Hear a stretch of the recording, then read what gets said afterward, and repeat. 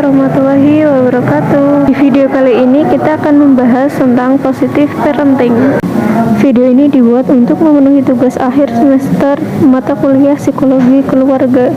Nah, sebelumnya perkenalkan, nama saya Lutfi Hasanah dengan NIM 43040190120. Langsung saja ke pembahasannya. Positive parenting.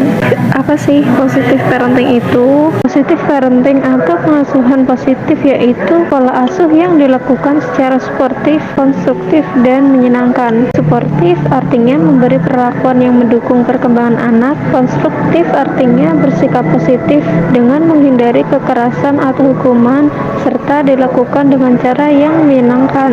Dalam pengasuhan ini, kita tidak mengajarkan anak disiplin dengan memberinya hukuman, tetapi kita mengajarkan disiplin dengan cara memberitahunya mana sih perilaku yang salah dan mana sih perilaku yang benar itu. Lalu bagaimana sih cara kita melakukan pengasuhan yang positif itu?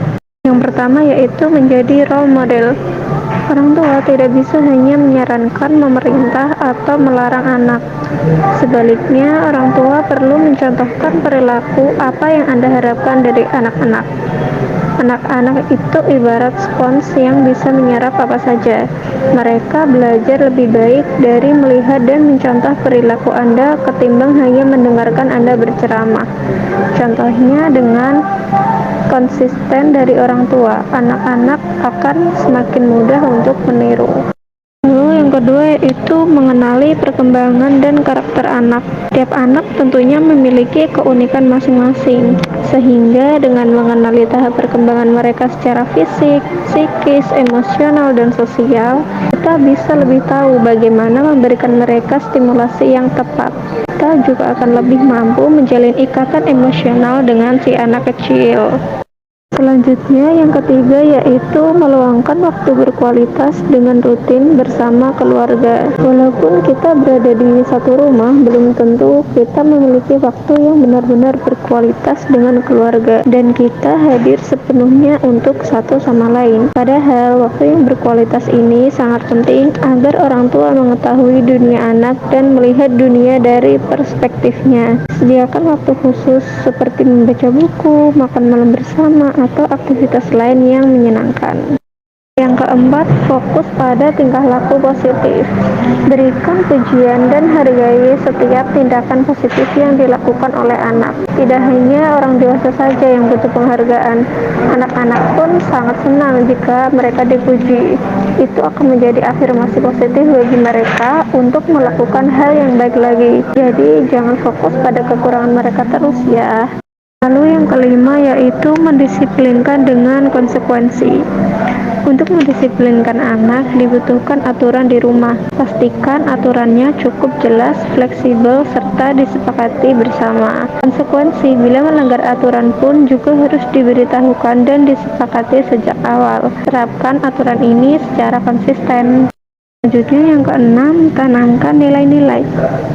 Ajarkan nilai-nilai penting dalam kehidupan seperti sopan santun, tolong menolong, berbagi, saling mengasihi, dan toleransi.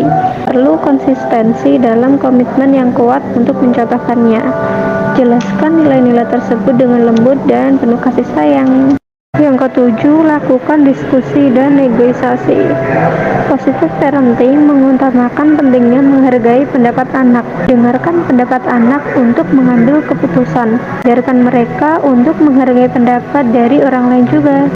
Yang kedelapan, ciptakan komunikasi efektif. Agar dapat dikatakan efektif, komunikasi harus jelas dan bisa dimengerti oleh anak. Jadi, tidak perlu menggunakan sindiran ataupun kode. Sebab belum tentu juga anak-anak bisa menangkap maksud kita. Di samping itu, komunikasi efektif juga mensyaratkan mendengar, bukan hanya berbicara. Dengarkan anak-anak dengan hati. Yang kesembilan, memberi ruang untuk tumbuh dan melakukan kesalahan. Nah, kita jangan selalu berpandangan bahwa kesalahan adalah hal yang negatif.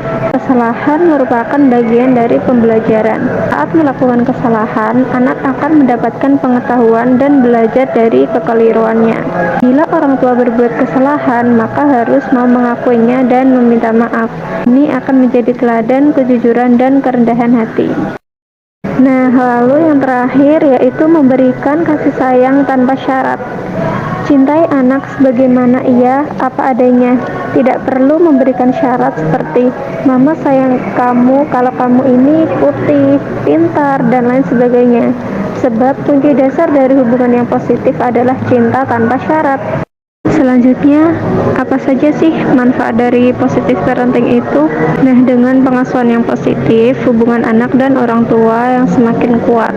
Pola pengasuhan positif akan memperkuat hubungan antara anak dan orang tua, sebab metode ini dapat meningkatkan rasa saling percaya antara kita dan si kecil. Dengan pengasuhan yang positif, ini adalah salah satu jalan untuk kita berkomunikasi dengan anak lewat cara yang positif dan mengedepankan tindakan ketimbang dengan cara yang negatif atau keras.